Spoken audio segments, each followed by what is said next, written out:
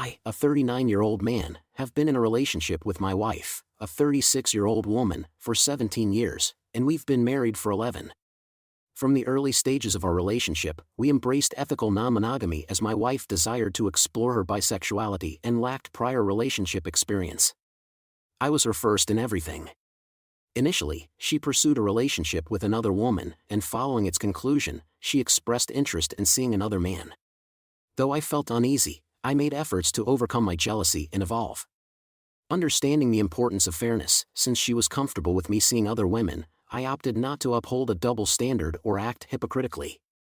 Through open communication, we navigated our emotions, insecurities, and desires together. For many years, we found this had helped deepen our trust and our bond by sharing experiences we had together or seeing others. Honestly, it made me feel like our relationship was bulletproof. Not to say we didn't have hurdles along the way, but it felt like we had unlocked some secret code that made us extremely close, best friends, lovers, and soul mates. Fast forward to 2019, we'd been working with a fertility clinic for a few years to try and start a family. We were approaching the beginning procedures when COVID paused things. Per the facility, she decided to have one more fling before we pulled the trigger on the kid. While things were paused, she said she felt that once we had a kid and she became a mom, it would change her outlook on things, and she wanted to take advantage of it. I understood and agreed. She encouraged me to do the same. Things moved slowly and cautiously with COVID. She ran into a guy she had talked with for over a month, planned to meet, and he never showed. I wasn't having any luck either, so I figured we'd call it done. This was for fun, not a necessity, but she wouldn't give it up. She found another guy, and when things didn't work out, she found another guy who she ended up seeing for a while. It was strange and unlike her, but I chalked it up to her just feeling the pressure of being a mom and wanting to get things out of her system, as well as feeling a bit rejected from being stood up by the first guy. Over the summer of 2019, I decided to try and fix my health a bit. I had always been overweight, but had been losing weight since we met. I was probably 315 pounds when we met, and at this time was about 220 pounds. I'd been diagnosed with type 2 diabetes a few years before, but despite losing some weight and cutting some sugar, I was still not as healthy as I could have been. Hence the fertility clinic, trying to reverse some of the damage my high sugar had caused. Wanting to be healthy for her and the kid, and feeling some pressure from her chasing down other guys, I decided to get my ish together and get healthy. I changed my diet and exercise, dropping about 30 to 40 pounds in a year. Come the fall of 2021, her fling with the third guy ends. We're still working with the fertility clinic after some setbacks, but by the spring of 2022, we're on track for IVF after IUI didn't pan out. However, we're nervous about the risks and the cost, and unsure how to proceed with the Supreme Court overturning of Roe v. Wade and its effects on fertility treatment options. We weren't sure if starting a family was the right choice for us anymore. We both had gotten healthier in the last year. I was down to about 160 pounds at this point and enjoyed going out and living a little more after all the COVID lockdowns. I honestly felt that we were financially, physically, and relationally fit at the peak of our relationship. Things had changed so much, and our freedom in not having kids had us reprioritizing and redeciding. So I was surprised when she told me she had been talking to a guy, AP, for a few days. I had no idea she was looking in the first place, but she seemed excited, so I wanted to support her. A few weeks later, we were on a romantic staycation I had planned at a resort in town for our anniversary. On that trip, she admitted she had started developing feelings for him. It wasn't unusual for her to establish a connection with the people she got into EM relationships with, but this was different and a lot more polyamorous than previous situations. I told her I had reservations but would support her if she wanted to move forward. She planned their first meetup before the trip was over. Whenever we sleep with someone else, we walk each other through what happened. For my wife, any stories of me with other girls had been a turn-on for her. Hearing about her escapades was more about understanding the accounts of the encounter rather than a fetish for me, which she was aware of. Between our anniversary trip and their first meetup, she had gone from gushing about him to mum's the word. When we discussed their first meetup, the details were short and vague, which was unusual. The only thing I could pull out of her was that she had taken advantage of the fact that she was on birth control as part of the fertility treatments and forewent using protection, as we had discussed. I was mad, but she thought I just wanted her to use it so she wouldn't get pregnant and swore she wouldn't do that again. I was suspicious of all of it but tried to understand.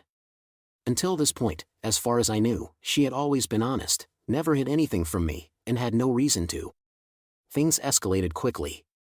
They were constantly texting late into the night, they even started talking on the phone. My wife hates talking on the phone to anyone. Her usually anxious self, anxiety that was so bad we had left our social life behind, was breaking out, doing things she couldn't or didn't want to do before. And she kept mentioning how great it was that AP could help her, despite years and years of trying myself, all the work. I had been working to get in shape, and she found an AP who ran marathons. She seemed so happy, and I didn't want to get in the way, even though I couldn't understand how I didn't make her that happy anymore. It felt like she was moving on, but I tried to convince myself it was just the new relationship excitement that poly relationships often experience. I tried confronting her about it multiple times, but she would make it feel like I was just jealous and insecure, and insisted I had nothing to worry about. I convinced myself that was the case and tried to keep my feelings to myself and work through them alone to avoid ruining her experience. Things continued to decline as we started pulling away from each other. There was constantly the elephant in the room. Despite it, she continued to see him, noticing I was uncomfortable but not caring enough to prioritize our relationship as we had always assured each other we would. We would try to talk, but it would start to cause a fight. I finally told her I wanted her to do what she wanted and be happy, figuring we'd work it out. Again, I was still convinced I was being jealous and insecure about the whole thing, ignoring the flags. Within weeks, through May into August 2022, we went from feeling like a couple to feeling like roommates. I had so much to say to her, I couldn't even get it out in a conversation. After months of living together like strangers, I decided to make a bit of a stand. She had a date planned at the house, so I left like I usually did, but I left her an 11-page letter, pouring my heart out in her nightstand, and left to stay at a hotel for a few days, unsure what decision she would make. She read the letter, we talked it out for a day or so, and I came home so we could figure out how to rebuild. I told her I wanted her to be her and told her if continuing to see AP was important to her, then we could try and work it out. She was excited about that and happy I was being so flexible. Part of my conditions were that I wanted to be filled in on what I had missed over the last months that we hadn't been communicating, transparency was our thing, and she hadn't been. She agreed, and this is where things start to get even crazier. We had never hidden our phones from each other, but out of respect, we had never really looked at each other's text conversations with people we saw. Instead, we would show them to each other willingly, which hadn't been the case this time. Knowing how much they texted and knowing that my wife isn't great at remembering details, I suggested I read through the texts as an easy way to catch up. She wasn't keen on this but reluctantly gave in after disappearing to the bathroom for 20 minutes, spurring me to joke about her deleting the evidence. I read through the messages, and it took hours and hours to skim through. There were so many things I learned that I didn't know. I was a bit dumbfounded by the way she talked to him. She was so enamored and bewildered. Honestly, I don't know if she ever spoke to me like that. But something didn't seem right while I was reading the messages. They didn't always line up. She just seemed so shady about my questions and nervous about things while I read through them. The next day, I told her I was curious about how many texts they had exchanged and told her I would look to see how many compared to her and me, out of curiosity. She agreed, so I looked. I was shocked that in a few months, they had exchanged tens of thousands of text messages. But I was more shocked to find that the number of text messages backed up the day before I read them was higher by almost a few hundred. She had deleted messages when she ran off to the bathroom. I recovered them via the backup and learned all kinds of details she hadn't disclosed.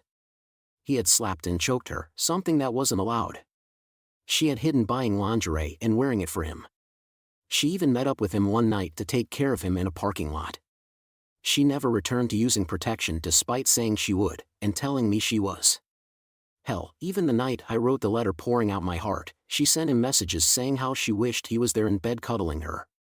That night, while I was crying in a hotel room, there were so many things she hid from me and so many secrets I uncovered.